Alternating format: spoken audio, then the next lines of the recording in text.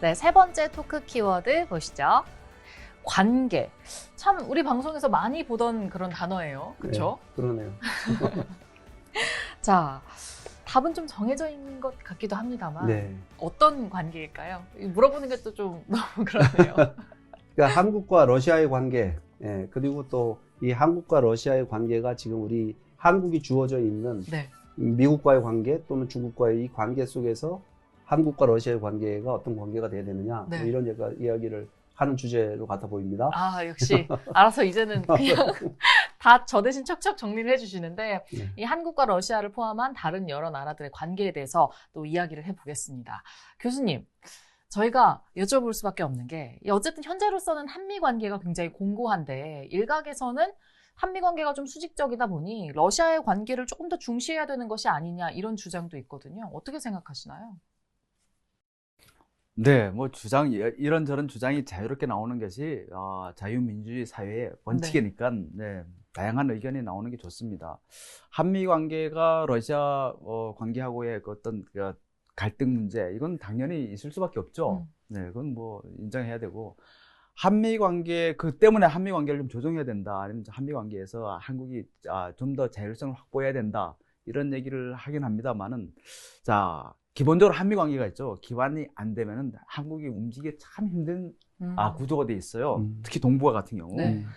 그 동북아 구조 자체도 어떻게 보면은 세계 체제의 하위 구조입니다. 세계 체제를 바라보게 되면은 뭐 미국과 중국과 러시아, 그다음에 유럽, 이렇게 지금 현재 패권 경쟁이라고도 얘기까지도 하고, 뭐 체제 경쟁, 뭐 아니면 뭐 그 전략적 경쟁 상태다, 뭐 이런 얘기도 하는데요. 제가 봐서는 패권 경쟁 초입 단계라고 보는 게 제가 바라보는 시각입니다.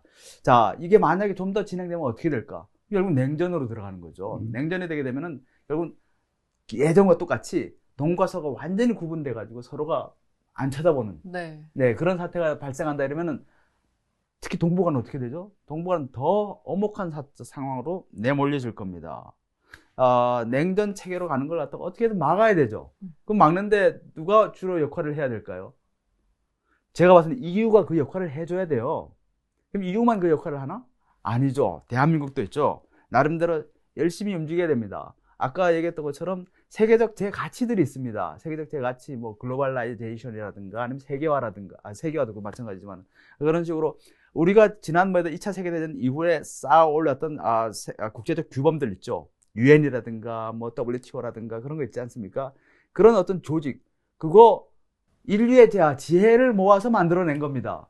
그 체제를 계속 유지해야 된다는 기본적인 원칙. 그 다음에 인류가 가지고 있는 그 가치들 있죠. 아까 인권이라는 문제, 인권, 자유, 평등. 요즘에 공정이라는 단어도 많이 씁니다. 이 공정, 이런 문제에 대해서 다시금 우리가 생각을 해야 됩니다. 자, 그래서 러시아는 그런 얘기를 해요. 러시아 사람들은, 야, 미국이 세계를 대표하는 국가도 아닌데 왜 우리한테 그런 얘기 하냐 이거죠.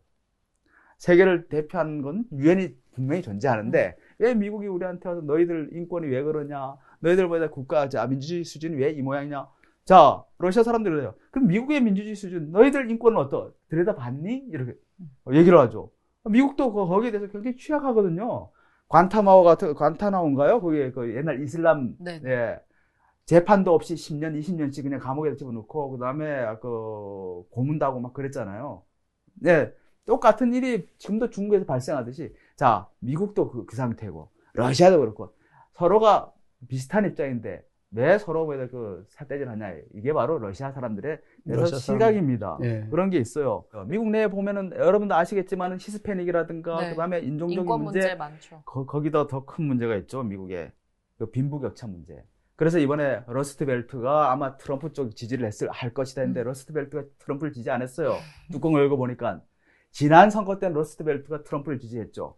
이번에는 안 했습니다. 왜냐하면 트럼프가 진행해 나갔을 때 러스트벨트가 혜택을 별로 안 받았거든요. 별 변화가 없었으니까요. 맨 처음에는 트럼프에 대해서 굉장히 기대를 많이 했는데 4년 딱 지나면서 나아진 게 없다. 그러니까 러스트벨트가 그냥 지지를 포기한 겁니다. 이번 선거를 보게 되면은. 자,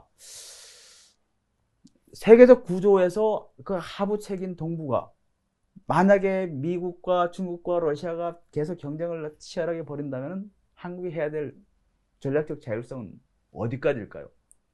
그래서 그러면은 지금 한국 정부는 계속 그렇게 나가잖아요.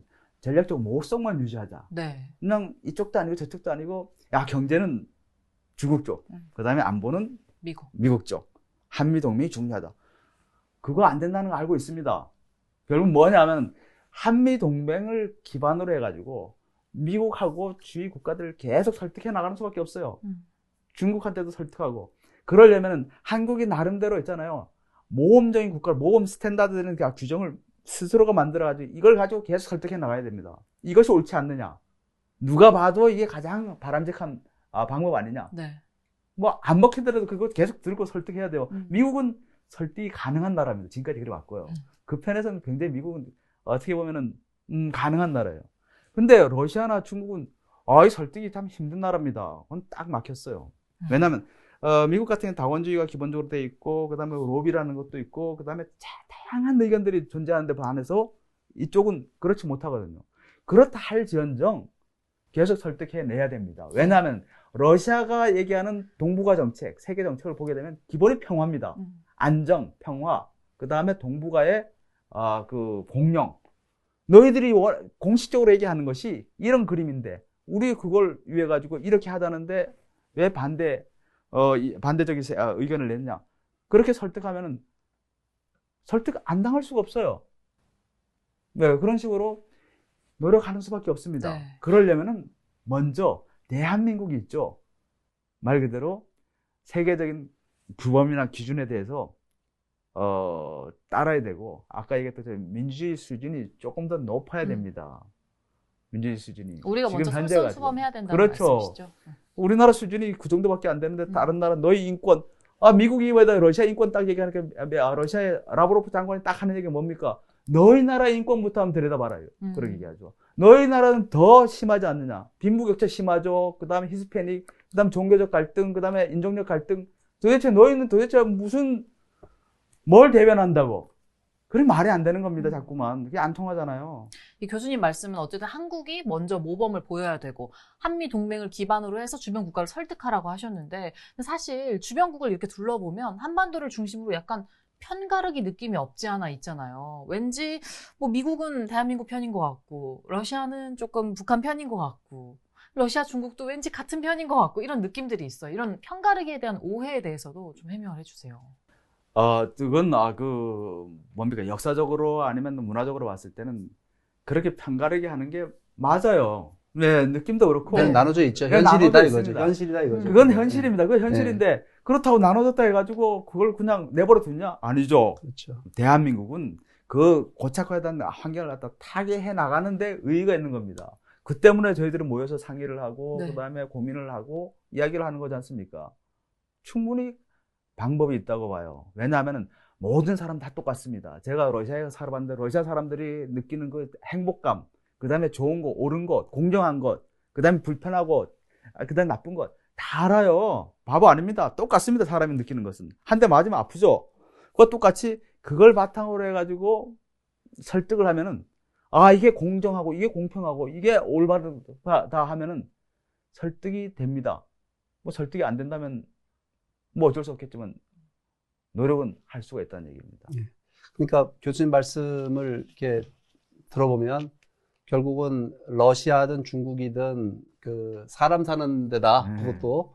그러니까 사람 사는 곳에는 뭐냐면 사람들이 느끼는 비슷한, 그 말하자면 행복에 대한 정의를 하자고 하면 다 똑같을 수는 없겠지만 그래도 이 보편적인 행복의 기준이 있고, 그걸 우리는 보편적 가치, 그러니까 이걸 좀 더 유식한 말로 인류 보편적 가치라고 하는 것이 존재한다라고 하는 거죠. 한미동맹의 중요한 부분은 사실 가치적 측면에서, 우리가 안보적 측면뿐만 아니라 가치적 측면에서 중요한 부분이 있습니다. 자유, 인권, 민주주의의 가치, 그건 분명히 우리가 미국과의 동반자적 가치가 있고, 그 부분에 있어서 우리는 한 발자국도 물러설 생각이 없고, 오히려 더 지금 교수님 말씀처럼 모범적인 국가, 더 세계 앞에 본이 되는 국가가 되기 위해서 더욱 우리 민주주의를 발전시키고 우리의 자유와 인권이나 이런 것을 발전시켜서 우리 민족이, 우리 나라가 더 세계의 모범이 되는 그런 나라가 되기 위해 노력을 해야 되고, 그런 과정 속에 한반도 통일이 이루어지고, 그런 과정 속에 사실은 이 통일이라는 한반도 통일의 이 과정이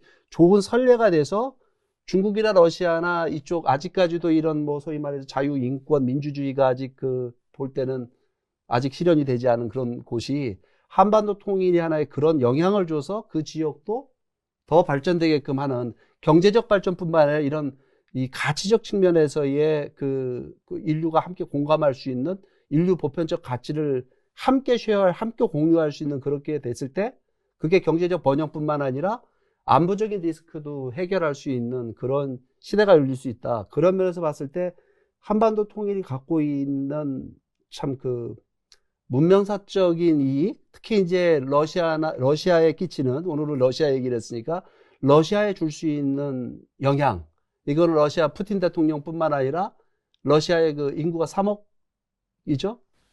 소련 시대 때 3억이었는데. 소련 시대 3억. 네, 소련이 붕괴되면서 지금 1억 4천만 원. 1억 4천만입니까? 네. 1억 4천만을 포함한 중앙아시아의 이 아시아 지역 전체, 유라시아 대륙 전체에 미칠 영향이 굉장히 크겠다라는 생각에 있어서 금방 교수님 말씀하셨던 그 모범된 국가가 돼야 된다는 말에 저는 적극 공감을 하고, 그래서 저희가 코리안 드림이라고 하는 게 결국 그런 인류 앞에 모범이 되는, 세계 앞에 모범이 되는 국가가 되기 위한 노력을 어떻게 우리가 해야 되겠나, 어떤 원칙과 가치를 추구하는 국가가 돼야 될 것인가라고 하는 것을 이야기하는 게 저희 코리안 드림이고, 오늘 사실은 이 모셔서 말씀을 듣는 네. 이 1K TV의 오늘 통일 톡톡톡 시간에 사실은 더 다루고 싶어 하는 이야기들입니다. 예. 교수님은 코리안 드림, 저희 방향성에 대해서 어떻게 생각하세요? 지금 아주 잘 설명을 하지 않았습니까?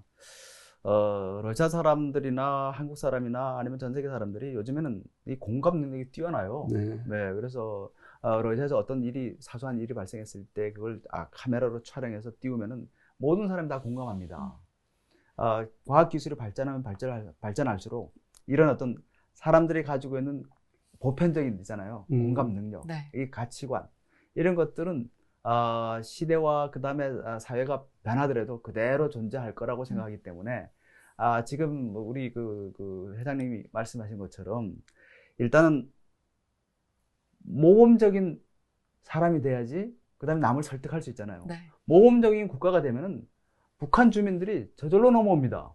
예. 네, 그건 동의합니다. 진짜 지금 북한 주민이 남쪽을 바라보는 시각이 약간 틀려요. 그렇죠. 네, 천민자본주의라고 보는 시각도 있습니다. 만약에 북한 주민이 한국을 바라봤을 때 우리가 북한에 가서도 동등한 대우를 받고 그 다음에 나름대로 자기 꿈을 펼칠 수 있다 이러면 북한도 오픈하죠. 그런데 아직까지는 한국 사회를 바라보는 시각이 그 정도까지 안 올라가 있습니다. 맞습니다. 그런 벽부터 하나씩 부셔내려면 결국은 대한민국에 있는 우리들이 먼저 자리를 잡고 있어야 되죠. 그게 우선돼야 되죠. 예, 그래서 맞습니다. 끊임없이 이 부분에 대해서 노력을 해야 됩니다. 예. 통일에 대해서, 통일은 저 먼 얘기고, 그 다음에 가능성이 아주 희박한데, 그 얘기를 왜 자꾸 하십니까? 이런데, 통일을 하기 위해서는 과정에서 우리가 가지고 있어야 될, 갖춰야 될 그 자세들, 그런 것들을 하나하나 쌓아가는 게 그게 굉장히 가치가 있다고 생각합니다. 네, 함께 해주신 두 분 오늘도 정말 감사드리고요. 자, 그럼 통일 톡톡톡은 다음 시간에 또 재미있는 주제로 찾아오도록 하겠습니다. 감사합니다. 네, 감사합니다.